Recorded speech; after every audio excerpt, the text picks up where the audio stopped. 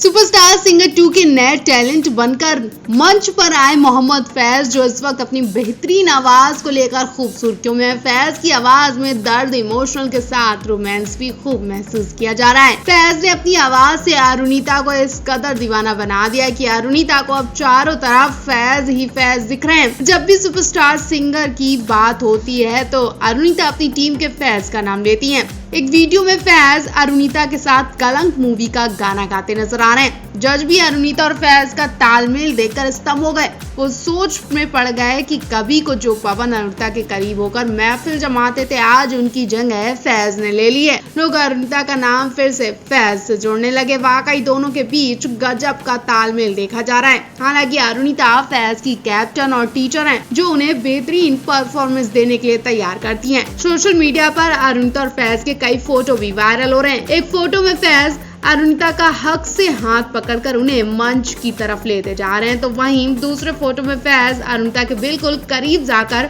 उनके कान में कुछ बोलते नजर आ रहे हैं। ये सब देखकर पवनदीप के दिल में घंटी जरूर बज रही होगी। पवनदीप का क्या हाल हो रहा होगा वो तो वही जाने, लेकिन पवनदीप तो खुद अपने कंटेस्टेंट को छोड़कर अरुणिता की टीम के कंटेस्टेंट की मदद के लिए आगे आ जा रहे हैं। तो आप इस मामले पर क्या कहना चाहेंगे? पवनदीप को क्या राय देना चाहेंगे?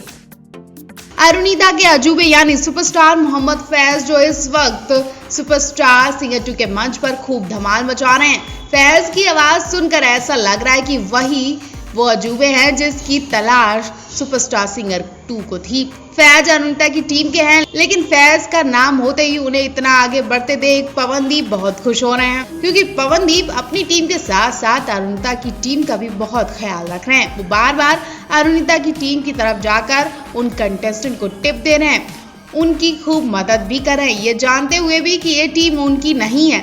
अगर वो अपनी टीम के बजाय अरुणिता की टीम का साथ देंगे तो वो ही विनर बन सकते हैं। लेकिन फिर भी पवन किए जा रहे हैं, क्योंकि उन्होंने अरुणिता से दोस्ती की और उन्हें फर्क नहीं पड़ता है कि अरुणिता की टीम जीते या पवन की टीम जीते, और वो इस दोस्ती को निभाना भी जानते हैं। जी हाँ, पवनदीप ने ये बात खुलकर सबके सामने कह दी है। हिमेश रेशमिया की आंखों में आंखें डालकर इस बात को बोल दिया है। दरअसल हुआ ये कि जब फैज अपनी परफॉर्मेंस देने अकेले मंच पर आते हैं तो उनका गाना सुनकर हिमेश रेशमिया चौंक जाते हैं। हिमेश का कहना है कि फैज ने जो गाना गाया उसे रिकॉर्ड करवाने में कई सारे टेक लेने पड़ गए थे, लेकिन तुमने 1 टेक में ही गा दिया। इसके पीछे कोई बड़ी वजह भी हो सकता है, किसी बड़े महारथी का हाथ भी हो सकता है। कहीं ना कहीं हिमेश रेशमिया को पहले ही शक हो गया था और उनका शक सच में बदल गया तब जब फैज ने बोला कि इस गाने में उनकी प्रैक्टिस में उनकी मदद पवनदीप भैया ने की है। ये बात सुनकर हिमेश चौंक जाते हैं और पवन से कहते हैं कि तुम तो अरुणिता की टीम की मदद कर रहे हो, क्या माजरा है? पवनदीप कहते हैं अरुणिता से उन्होंने दोस्ती की है तो निभाना तो पड़ेगा। पवनदीप अरुणिता का ये डायलॉग सुनकर सबके होश उड़ जाते हैं। सब पवन को बड़ी बड़ी आंखों से देखने लगते हैं कि पवनदीप भी अब मुंह खोलने लगे हैं, वो भी अरुणिता के लिए। अरुणिता तो पागल ही हो जाते हैं जब पवनदीप ये बात बोलते हैं, उनकी तारीफ करते हैं। तो आपकी इनकी लविंग केमिस्ट्री कैसी लगी?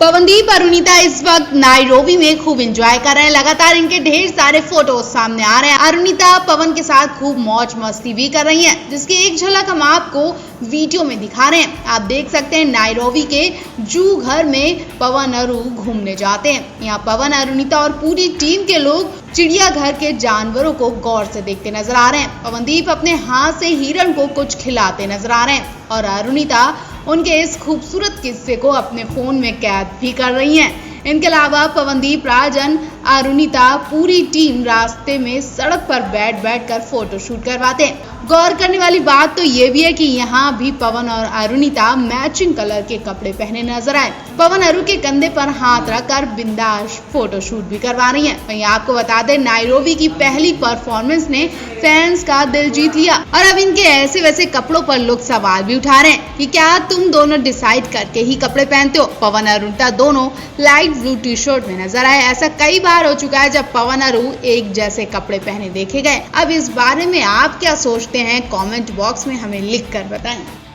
अरे बाप रे बाप, कहाँ जा रहा है ये। सलमान अली ने जब इंडियन आइडल में सुर लगाना शुरू किया तो शो के जज विशाल ददलानी के मुंह से कुछ ऐसे ही शब्द अचानक निकल पड़े। गाना शुरू करते ही 23 साल के सलमान अली ने सबको जता दिया था कि वो शो में लंबा टिकने के लिए आए हैं। 23 दिसंबर को इंडियन आइडल का फिनाले राउंड हुआ था।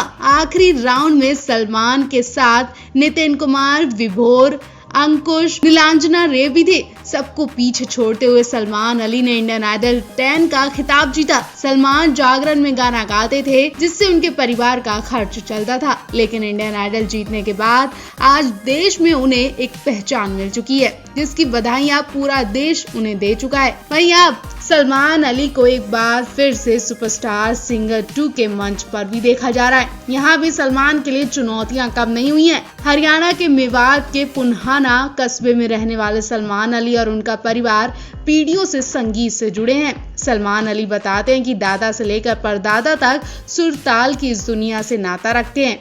उनके दादा अब्दुल शकूर तो आकाशवाणी में गजलें भी गाते थे। सुरों से इतना जुड़े होने के बावजूद भी ये परिवार पैसों की तंगी से जूझ रहा था। सलमान बताते हैं कि माता पिता के अलावा परिवार में 3 बहनें और एक बड़ा भाई भी है। वो परिवार में सबसे छोटे हैं और कम उम्र में उन्होंने कमाना शुरू कर दिया था। पिता ने काफी मुश्किलों से गुजरने के बाद बहन और भाई की शादी भी करवाई। एक उम्र के बाद पिता गाना नहीं गा पाते थे। उन्होंने अपने संगीत के सफर में अपने बेटे सलमान को जोड़ दिया और मात्र 7 साल की उम्र में ही उन्होंने परिवार के लिए गाना शुरू कर दिया था। मजबूरी में शुरू किए इस सफर में सलमान अली को मजा आने लगा क्योंकि संगीत से उनकी जुगलबंदी बैठने लगी। जागरण में गाना, पार्टियों में गाना और कभी कभार कव्वाली में हिस्सा लेना उनके लिए दिलचस्पी का हिस्सा बनने लगा था। इन सब से मिलने वाला पैसा वो परिवार की देखरेख में देते थे और खर्च चलता था। सलमान के पिता का कहना था कि सलमान कक्षा 9 में पलवल के